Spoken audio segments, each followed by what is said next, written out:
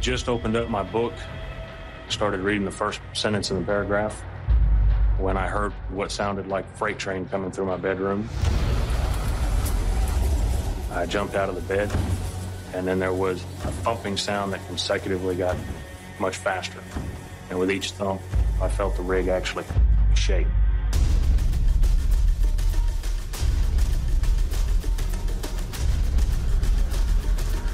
Then there was an initial boom. The lights went out.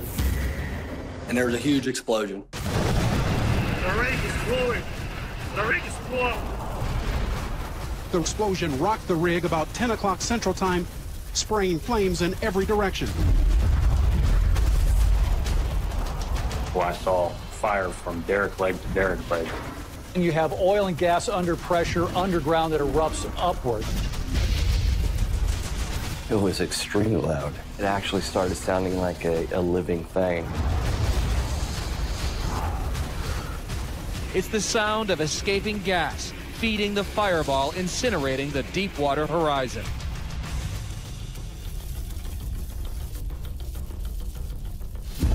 It's like you're almost waiting to die. There's people screaming. You feel the heat from the fire.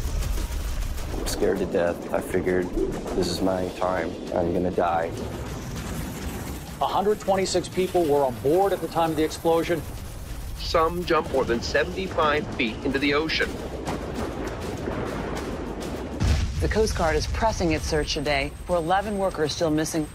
I started to have a bad feeling when the sun came up. It got very precarious at that time.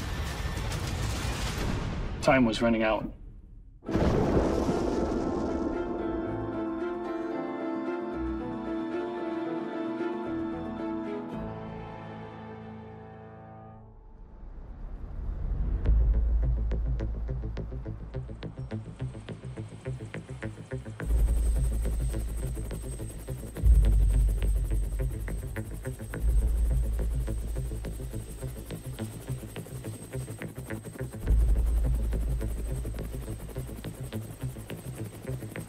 Deepwater Horizon, a state-of-the-art, semi-submersible, dynamically positioned by satellite drilling rig.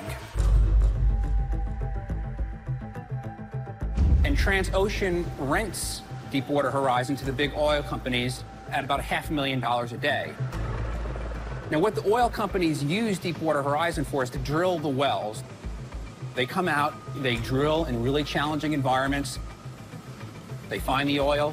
Sometimes they set up the production well. Then they go to the next job. It is different than any other job. A lot of people, when they first start out, they try to compare it to construction. And it's a completely different thing. Being away from your family, you know, if something happens, you can't just leave. It's all weather permitting.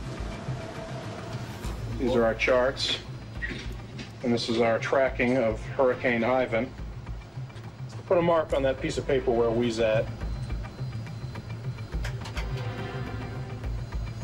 Everybody out there gets kind of close. I mean, as far as friendships and stuff like that. Are you gonna do some work now? Really, I'm with them more than I am my own family most of the time. All right, there's Yancey. It's a little different than being home because you know, and it is dangerous. You never want to open cables are going to break or the equipment's going to fail.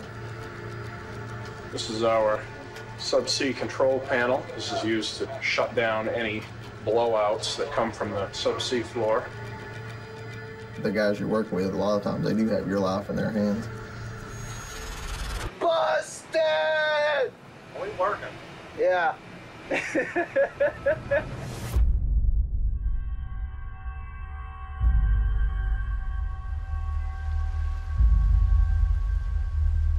That night was an amazingly calm night. Very little wind. I mean, it was just ideal. I just noticed mentally that evening at sunset how pretty it was.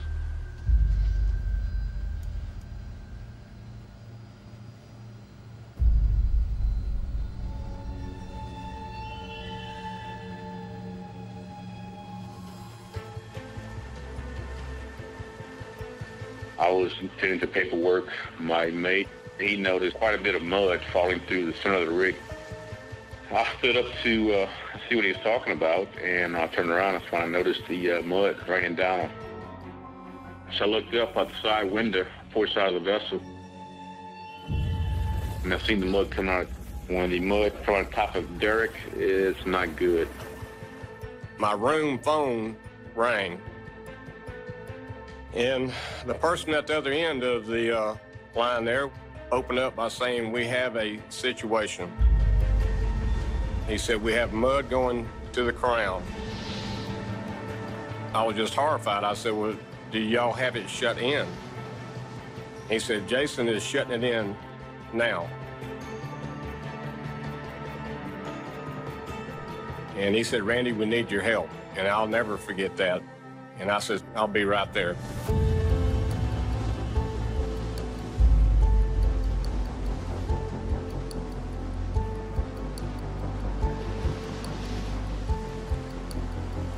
I contacted the Horizon Bridge on the VHF radio and advised them of the mud coming down and asked him what the situation was.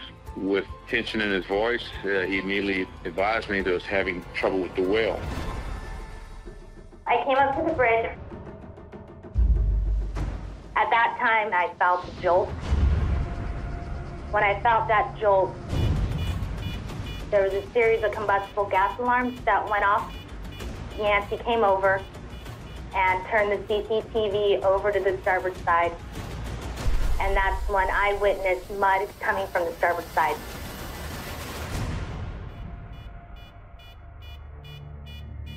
When I woke up, I heard like a loud buzzing. I wasn't sure what it was, so I just thought somebody was cleaning or something like that outside my room. So I just fell back asleep. I heard a hissing noise and a thump. Within seconds of that, I start hearing beeping. And I'm hearing the beep, beep, beep, beep, beep, beep, beep, beep. It's continuous. And I'm thinking to myself, okay, what's going on? And I'm trying to put all this together in my head as to the thump, the hissing, and now the beeps. I hear the engine start to rev. Normal operating RPMs to way above what I'd ever heard it run before. And it's continuously, steadily rising. And I knew then that we were having a problem. As I start to push back from my desk, the computer monitor exploded in front of me. All the lights in my shop popped. The light bulbs themselves physically popped. Now I know we're in trouble. I reached down to grab my door, and at the simultaneously of grabbing the handle, the engine goes to a level that is higher than I can even describe it. It's spinning so fast that it stopped spinning, and there was a huge explosion. That explosion blew the fire door that was between me and those spaces off the hinges. It blew me probably 20 feet against a bulkhead, against the wall. And I remember then that the lights went out, power went out. I could hear everything deathly calm. And I started trying to find my clothes in the dark. I grabbed my boots, put them on. I couldn't see anything. I couldn't breathe. There was no oxygen. I crawled across the floor, found the opening, made my way out. Had a small pin flashlight in my pocket that I put in my mouth to try to see. I still couldn't see. I didn't know why I couldn't see. I just couldn't see anything. I made it to the next door by feel. And as I reached the next door, I reached up and grabbed the handle for it. It then exploded.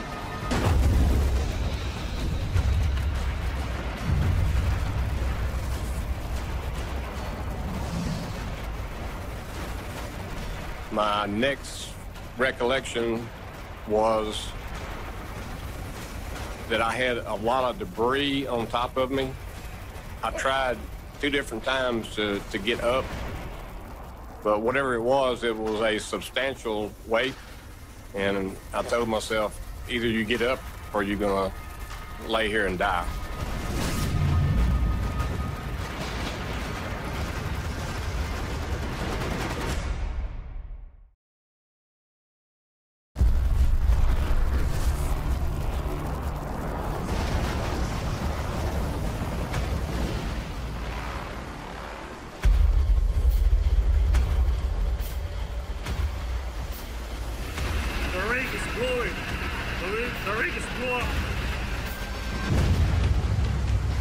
Dude, that was crazy when that bitch blew up. The rig blacked out. I went over to the general alarm and hit the general alarm. Yancey made the announcement over the PA to report to emergency stations and lifeboats. And at that point, I noticed that no one had hit any of the distress buttons. So I went over and hit the distress buttons and issued a mayday.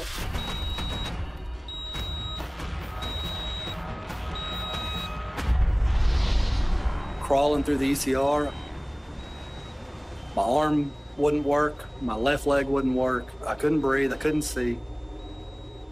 I knew I had to get outside to some fresh air. I crawl across the bodies of at least 2 men. I don't know their condition. I'm trying to get them to respond. They're not responding. I assume they're dead and keep moving because I know that I'm in no condition to help them. I can barely help myself at this point.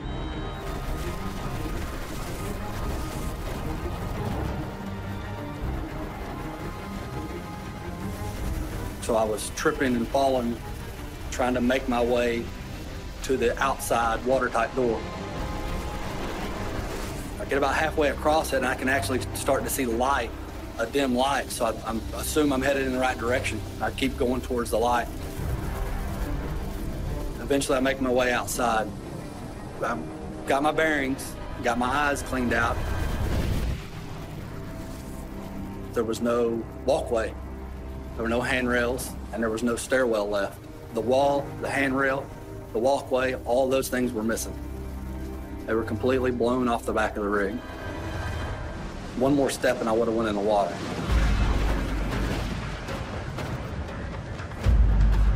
So I opened my cabin door. Right leg was hung on something, I don't know what still, but I pulled it as hard as I could and it came free. I attempted to stand up. That was the wrong thing to do because I immediately stuck my head into smoke. And with the training that we've all had on the rig, I knew to stay low. I got on my hands and knees, so I was totally disoriented. I'd lost orientation on which way the doorway was.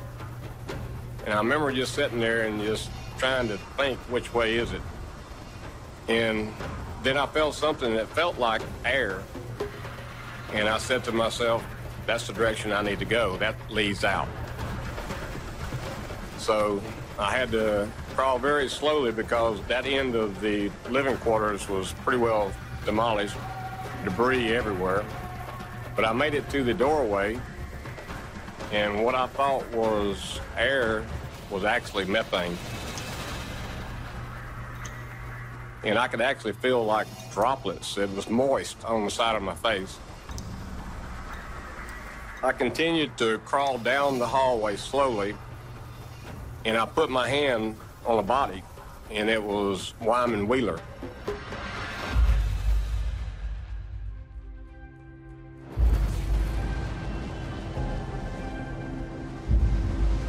There's 2 lifeboats there on that lifeboat deck. And from what I saw, what I heard, and what I felt, I seriously considered launching a lifeboat by myself because I knew that something really, really bad had happened and it wasn't going to get any better anytime soon. I had an inclination that this was way worse than anyone could expect. And I thought about it for a second, and I remembered that I have responsibilities. Yeah, I have a emergency station to go to. The problem was my emergency station no longer existed. So I made a decision to put my life jacket on right there and try to make my way to the bridge, which would be my secondary muster station. I determined if I couldn't make it there, I was going to come back and launch the lifeboat by myself.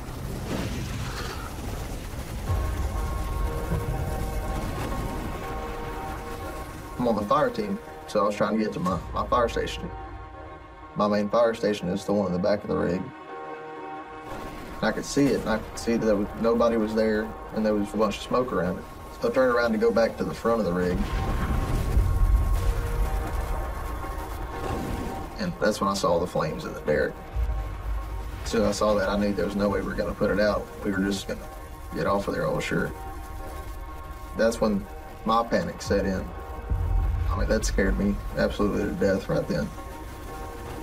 I've never had a feeling like that. I mean, the lifeboats are probably gone. You know, I didn't know, I hadn't seen anybody until this point. I didn't know if I was the only person still on the rig or what. Yeah, that's all I kept thinking was, well, we're all dead.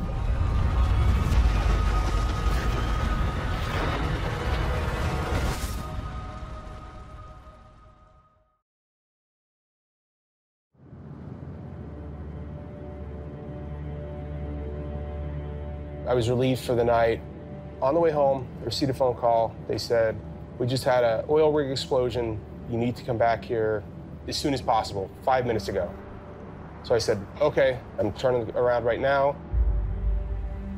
I said, just throw all my gear in the helicopter and I'll change en route. Just ran right to the helicopter, hop in, and off we went. As soon as we took off, I put my night vision goggles down, and I could see this immense glow on the horizon.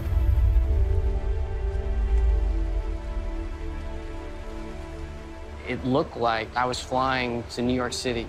The glow was that immense, and normally you might see a faint horizon or you see no horizon at all.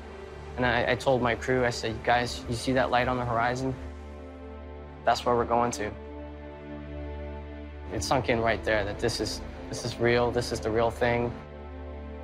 We don't know what we're going to see when we get there, but we know it's big.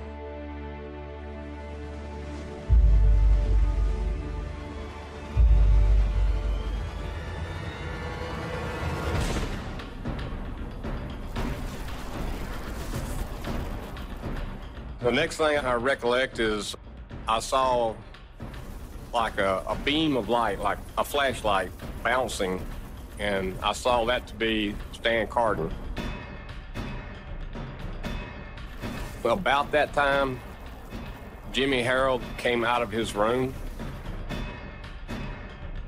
He told me he was in the shower when the explosion happened. Managed to find a pair of coveralls and put those on. I said, Jimmy, I've got Wyman down right here. So we asked him to go to the bow and get a stretcher. We continued to remove this debris off of Wyman. I helped him up, and I was gonna try to help walk him out, thinking that might be quicker. He made a couple of steps with his arm around my shoulder. He was in pain. And then he said, set me down, set me down. So we set him back down. And he said, y'all go on and save yourself. You know, and I said, no, we're not going to leave you. We're not going to leave you in here. Once I got on the bridge, I reported immediately to the captain that we have no propulsion, we have no power, and I said, you need to understand, engine number 3 for sure has blown up. We need to abandon ship now. I turned around. I didn't recognize who it was at the time because he was covered in blood. It was Mike Williams, Chief ET. And I asked him, what do you mean gone? He said, they've blown up. They're all gone. They're blown up. Upon looking at the screen, there was still nothing. No engine starting, no thrusters running, nothing. We were still dead ship. Chris Pleasant, the subsea supervisor, was standing at the BOP panel. I hollered out to Chris Pleasant, have you EDS? He said he needed permission to EDS. Somebody on the bridge hollered out he cannot EDS without the OIM's approval. I hollered out, can we EDS? He said, yes, EDS, EDS. When I turned back to Chris, he was in the panel pushing a button.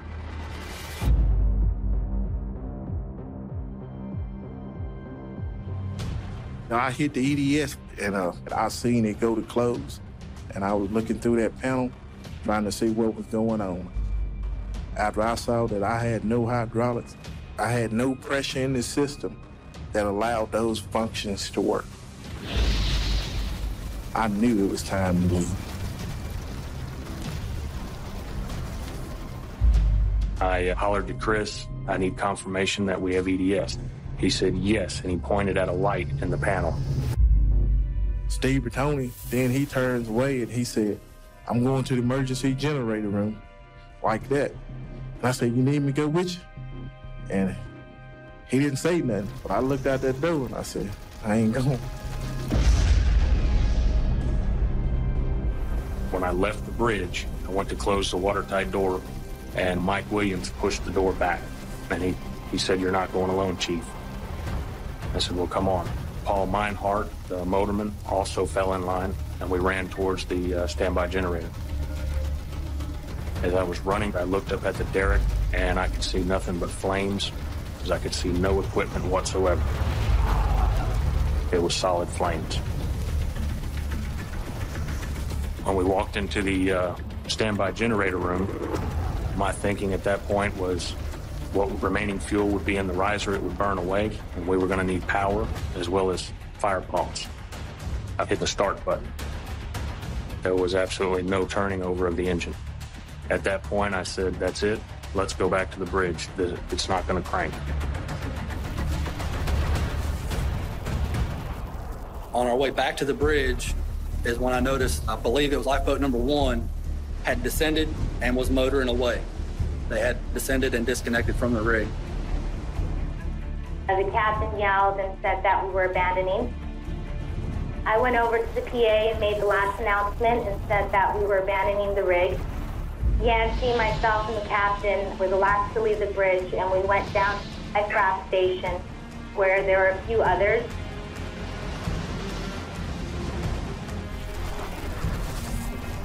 We went down to the life capsule deck.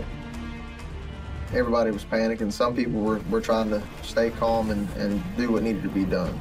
Like the chief mate, captain and stuff, they were trying to get the stuff handled the way they were trained and knew how to handle it. Some people were jumping off.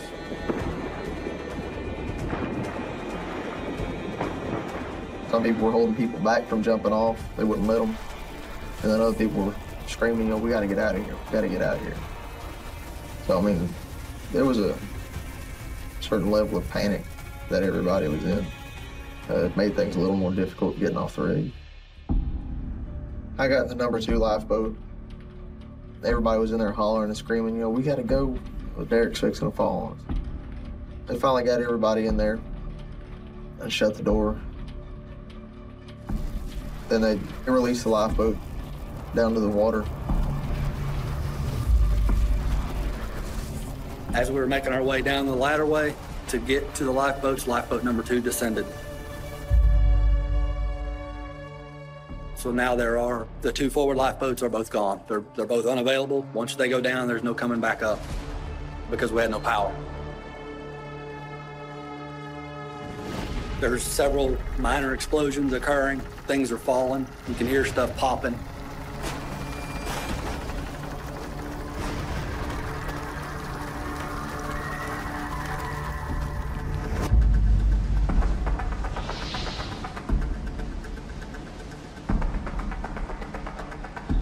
It seemed like an eternity. They came back with a stretcher. We were able to get Wyman on that stretcher.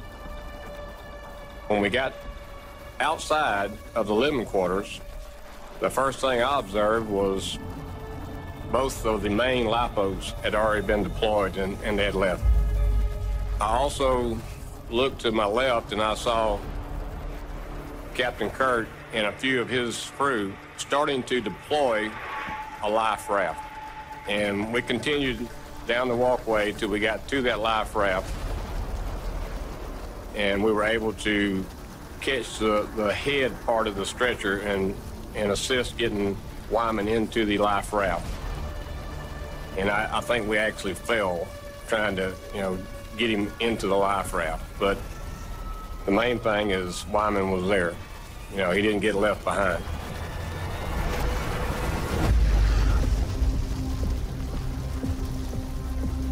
There was a lot of explosion still going on and immense heat.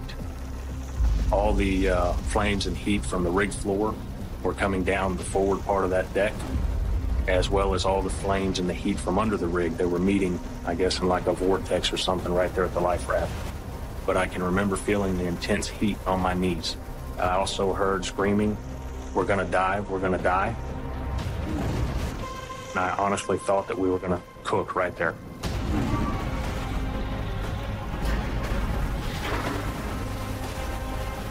I wasn't sure that the life raft was gonna survive. There was a crowd of folks there trying to get into this small opening.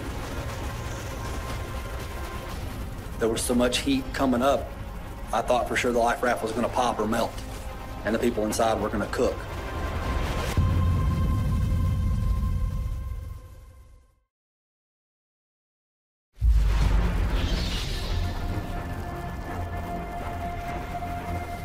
Moments after the rig first exploded, you can hear the roar. It's the sound of escaping gas, feeding the fireball, incinerating the Deepwater Horizon.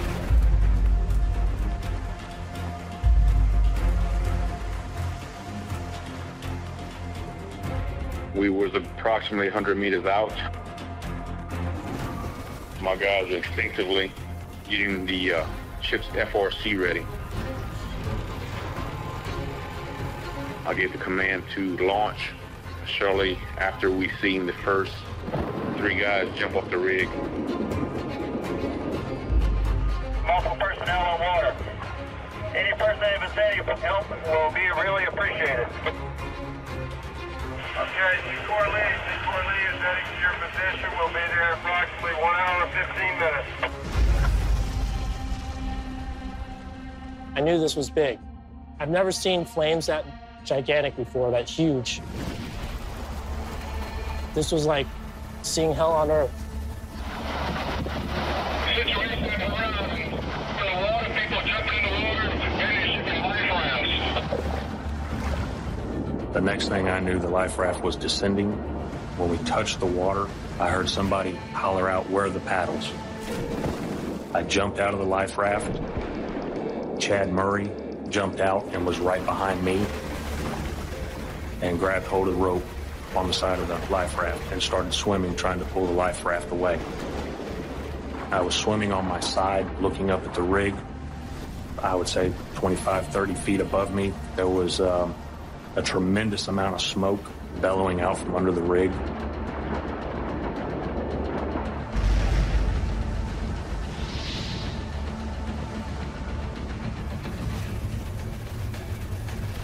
I asked the captain, "What about us?" He said, I don't know about you, but I'm going to jump.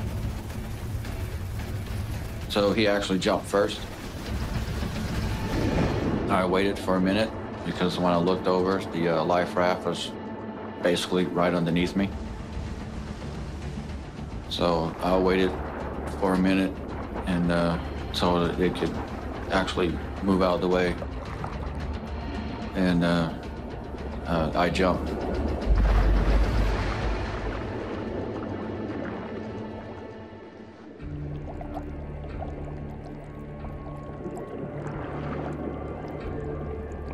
When I resurfaced, I had the life raft was like 10 or 15 feet away from me. So I swam to the life raft, and I seen captain and a few other guys that were on the outside of the life raft.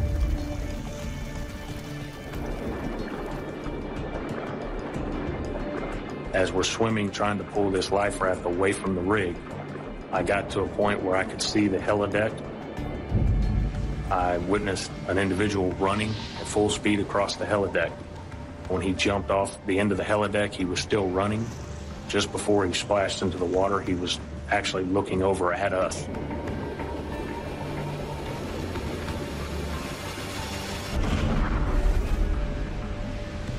In our training, they teach you to reach your hand around your life jacket, take one step off, look straight ahead, cross your legs, and fall. The problem with that is there's now a life raft down there at the bottom. Maybe 90 feet, 100 feet. It's a long ways. So I took off running and I jumped.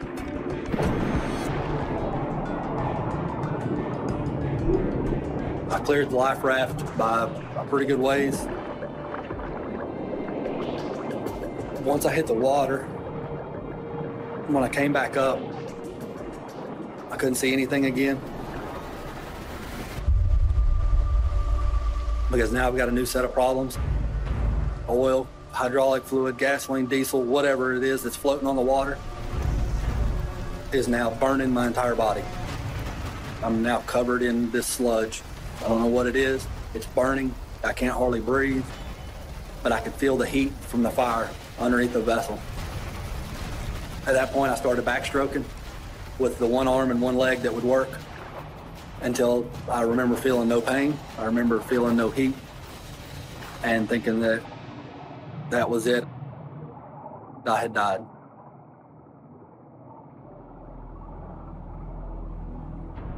Sometime later, something apparently woke me back up, a pop or explosion, something. And I remember feeling the heat again, starting to feel the pain come back, thinking I've got to swim. And I started swimming again.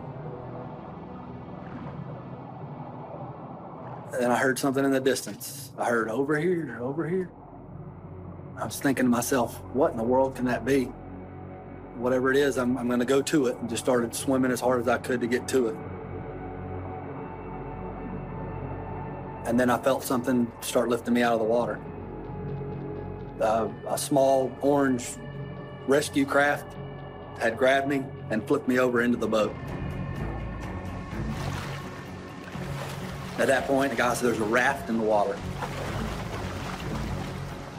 We proceeded to go towards the rig. Now we're close enough that I can feel the heat. I'm starting to feel the heat again. And I see the life raft, and it's literally still under the rig. And I can see people outside of it. We get up to them, throw them a line, they get tied on. Then the fast rescue boat pulled us to the starboard side of the Bankston. The Bankston crew was throwing down Jacob's ladders to the lifeboats to where people inside can get up on deck.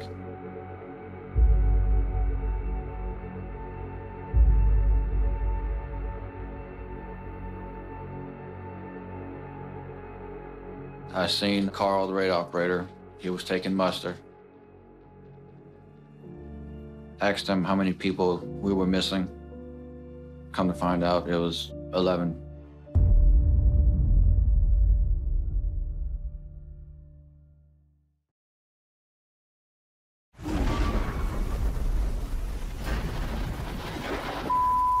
Dude.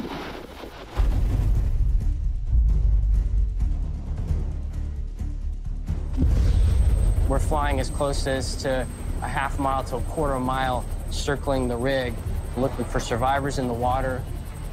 We smelled the smoke, we smelled the oil, the fumes. We felt the heat through the cockpit. We felt it in the helicopters, through the windshields. It really hits home and strikes you that, hey, we're flying at 300 feet and the flames are higher than we are, probably up to 500 feet. I was looking into this burning hulk of metal, and it was like looking into the face of the devil. It was like a living thing.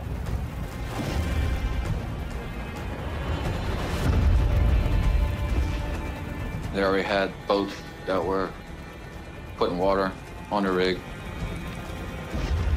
I don't know where they came from. They came out the woodwork. They were there in no time. The Coast Guard helicopters were flying around. We were hovering about half a mile to the east of the burning rig. Initially, we got the word that we were to pick up a critically wounded victim, so then we lowered our rescue swimmer to the David Bankston. Swimming out swimmer. Swimming out swimmer. The rescue swimmer, he's basically our paramedic. He's our assigned EMT, so he's the guy who knows the first aid. Down there. Roger, hold position. I'm going to bring him down.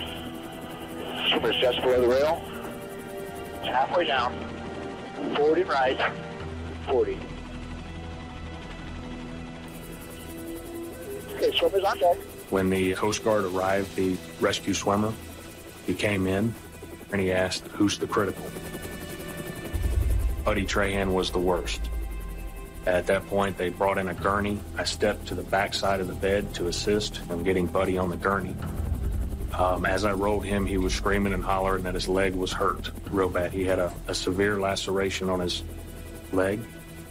He also had a twisted and mangled lower calf. His fingernails were gone. He had a hole in the side of his neck. And I looked back, and Buddy's back was burnt from belt to head. Once we got him on the gurney, they took him out. We went to carry him out after we strapped him in, and the supply boat was full of big containers. So you really had no clear path to the back of the boat. So we're like, man, how are we gonna get this guy out? We actually had to lift him up over these containers and got him hoisted up to the helicopter.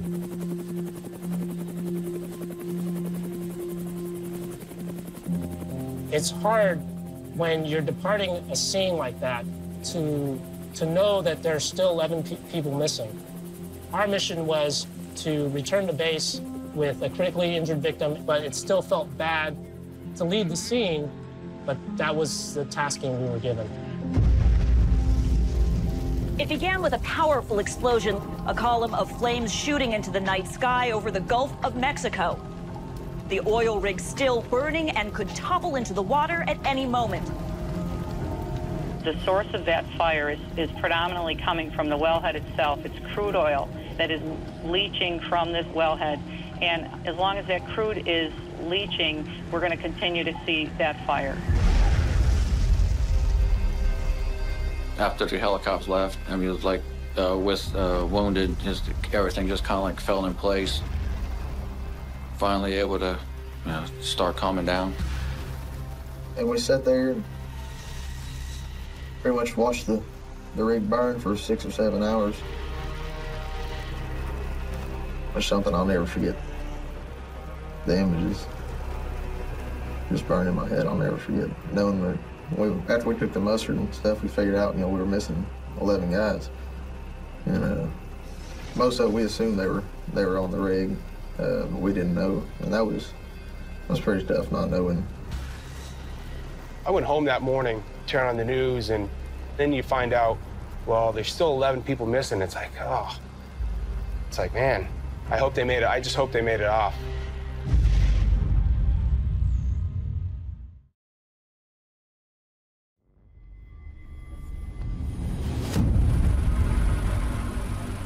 In the news, the Coast Guard is pressing its search today for 11 workers still missing on a burning oil drilling platform off the coast of Louisiana. Fireboats are struggling to put out flames triggered by the explosion on Tuesday night. We left from the rig. We rode for probably a good 4 hours to another platform. The guys on that platform, they set down a bag with some cigarettes and some snuff in it and stuff, and some clothes. The survivors who were not injured are now making their way to shore. They will be arriving here in port later this evening. The search for the missing will continue through the night. A pair of Coast Guard cutters stayed out in the Gulf all night looking for these missing workers. They will be joined a little bit later by one of these choppers, which is set to leave at first light here. And as you can imagine, the longer this search and rescue mission goes without resolution, the more fear and concern grow.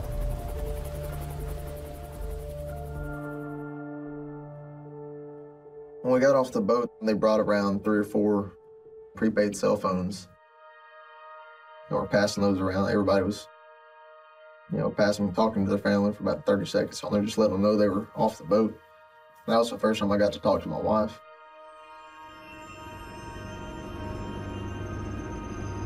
From there, we rode to New Orleans to the Crown Plaza. And we went in the back of it because they told us there was so many lawyers and media out front. They were making us go in the back, and all our families were waiting. That was the first time I got to see my wife. She ran up smiling, and then by the time she got her arms around my neck, she was burst out in tears. Both of us did.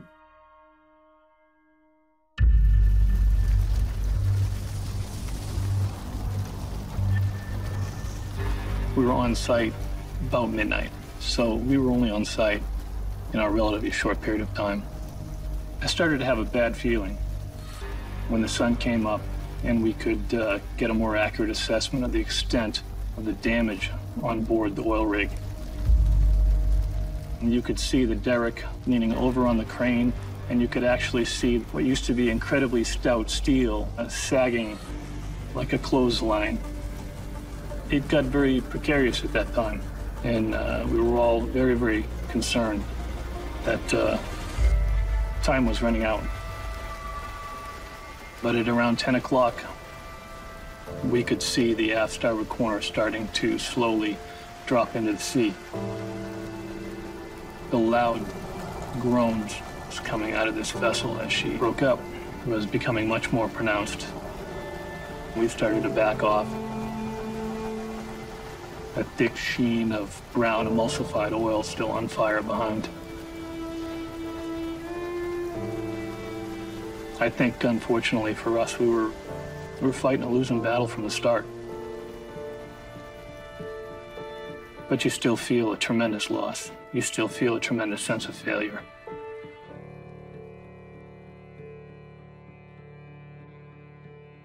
My thinking immediately shifted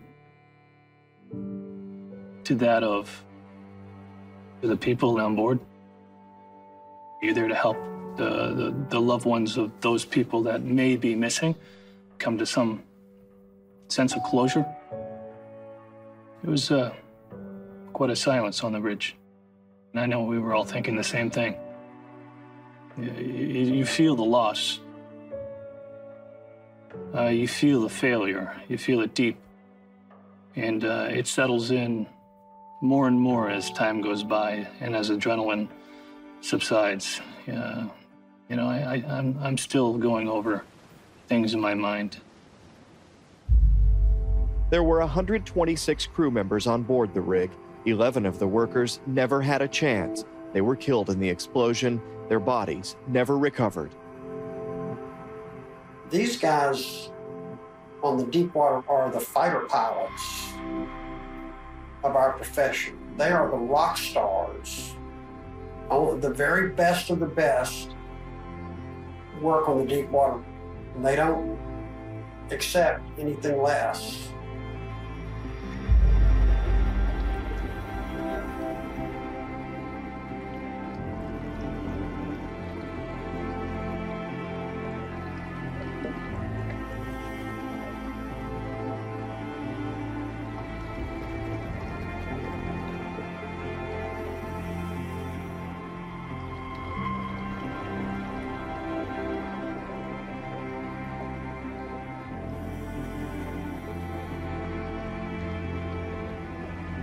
The Horizon was an exemplary rig with excellent personnel.